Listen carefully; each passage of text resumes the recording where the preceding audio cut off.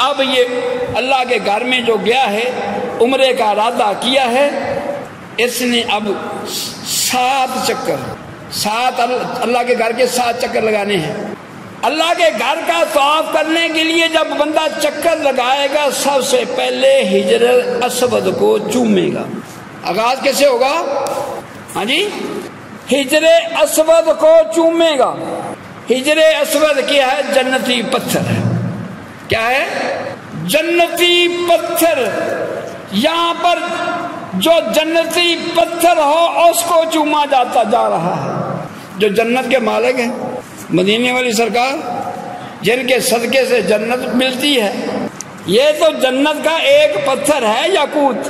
اور جب اللہ کے نبی پیارے خلیل اللہ نے، ابراہیم علیہ السلام نے بیت اللہ شریف کی تعمیر فرمائی، تو جبرائیل علیہ السلام نے یہ جنت کا پتھر جو کہ سفید رنگ میں تھا وہ لا کر دیا، تو اللہ کے خلیل نے اس کو بیت اللہ شریف کے کونے میں نصب فرما دیا۔ پتھر کا رنگ کیا تھا؟ سفید۔ شان دیکھیے، جنتی پتھر کی شان دیکھیے۔ یہ کونا شمال اور مشرقی کونا بنتا ہے وہاں پر۔ جو حجر اسود کو چومے گا، حجر اسود اس کے گناہوں کو چوس لے، اس کے گناہوں کو، اب اس لوگوں کے گناہوں کو چوس کر اس کا سفید رنگ کالے رنگ میں منتقل ہو گیا۔ سفید تھا۔ جب یہ پتھر آیا، اتنا نورانی تھا، اتنا منور تھا، پتھر آیا، اس کی روشنی چاروں طرف مشرق و مغرب، شمال و جنوب میں پھیل گئی۔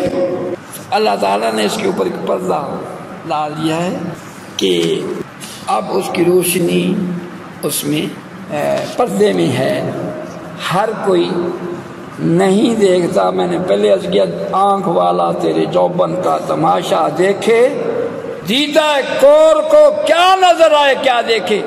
ہم نے اپنی آنکھوں سے دیکھا، جو اس پتھر کو چومتا ہے نا، چومتا ہے، بوسہ لیتا ہے، اس کی چیخ نکل جاتی، چیخ ایک دفعہ وہ گھوم جاتا ہے۔ ایک وقت تک پیچھے کھڑا ہو کر وہ اپنی ہوش کو ٹکانے لانے کی کوشش کرتا، اس قدر وہ نورانی پتھر ہے، اس کو جو ایک دفعہ چومتا ہے اس کی ہوش ٹکانے رہتی نہیں، اس کے اندر اتنی نورانیت، پتھر نے اس کے گناہوں کو چوس لیا، اپنا نور چونے والے کے سینے میں داخل کر دیا۔ جب وہ نور چومنے والے کے سینے میں داخل ہوا، اس کے اندر ہلچل مچ گئی۔ ایسے ہی اللہ والے کسی پر توجہ فرماتے ہیں، اللہ نے جو ان کو نور دیا ہے، وہ نور اس کے قلب میں داخل ہوتا ہے، اس کی بھی کیفیت بدل جاتی ہے۔ اللہ کا نور ہے ہی ایسا، جس کے سینے میں داخل ہو جائے اس کی کیفیت، اس کا سرور بدل جاتا ہے، اس کے اوپر ایک نشہ چڑھ جاتا ہے۔ یہ حجر اسود کو حاجی چومتا ہے۔ حجر اسود خدا نہیں ہے، جنت کا ایک پتھر ہے۔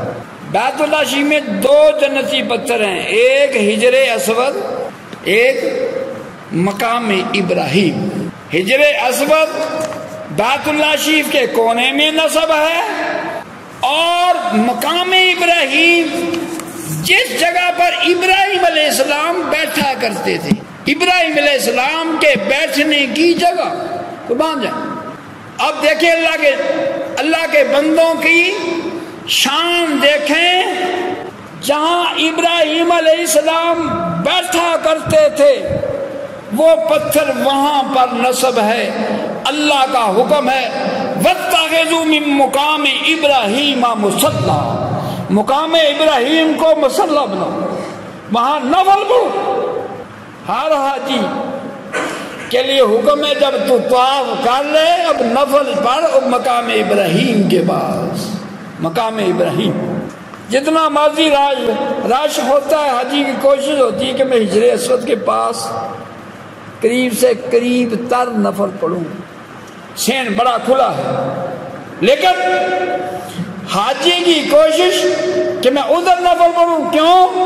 اللہ نے اس مقام کو اہمیت دی، کیوں اہمیت ملی کہ یہاں پر اللہ کے خلیل بیٹھا کرتے تھے، وہاں پر اللہ کے خلیل استراحت کرا کیا کرتے تھے، اللہ نے اس کو اہمیت دی، کس وجہ سے؟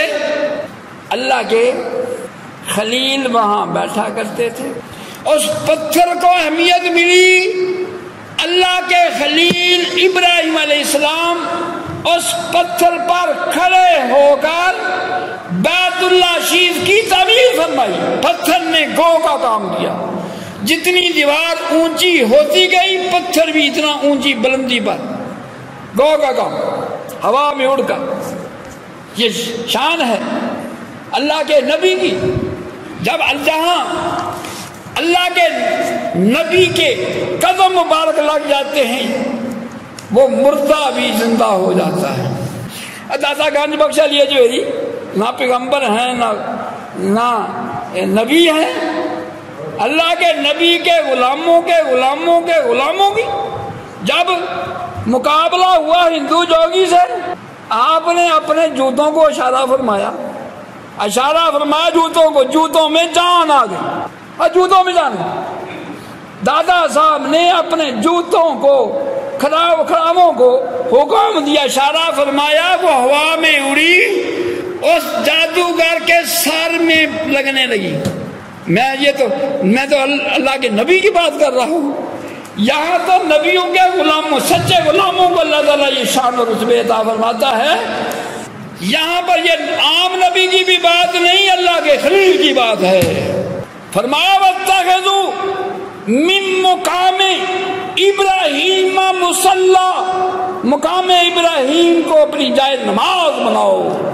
ہر حاجی کی کوشش مجھے مقام ابراہیم کے پاس نفل پڑھنے نصیب ہو۔ میرا ساتھی کہنے لگا سکار رش بڑا دل کرتا ہے کہ میں نفل وہاں پر پڑھوں، میں نے کہا اللہ کے گھر کی طرف منہ کر کے کہا یا اللہ جہاں تیرے ابراہیم کی جگہ ہے، جہاں تو نے حکم دیا ہے وہاں پر مجھے نفل پڑھنے نصیب فرما، وہاں پر دعائیں ایسے قبول ہوتی ہیں۔ یہ حاجی سے گلے اس لیے ملتے ہیں، یہ حاجی اللہ کے نور کے سمندر میں، اللہ کے رحمتوں کے سمندر میں نہا دھو کر آیا ہے، اس کی راگ راگ میں اللہ کا نور سمایا ہوا ہے، حاجی کی راگ راگ میں اللہ کی رحمت سمائی ہوئی ہے، اس کا جسم اللہ کے گھر بیت اللہ شریف کے ساتھ چمٹ کر آیا ہے، یہ اللہ کے گھر میں اللہ کے گھر کا طواف کر کے آیا ہے، یہ اللہ کے گھر میں کی چوکھٹ کو چوم کر آیا ہے، یہ ملتزم کے ساتھ چمٹ کر آیا ہے، اس کے ہاتھ ملتزم کے ساتھ لگے ہیں،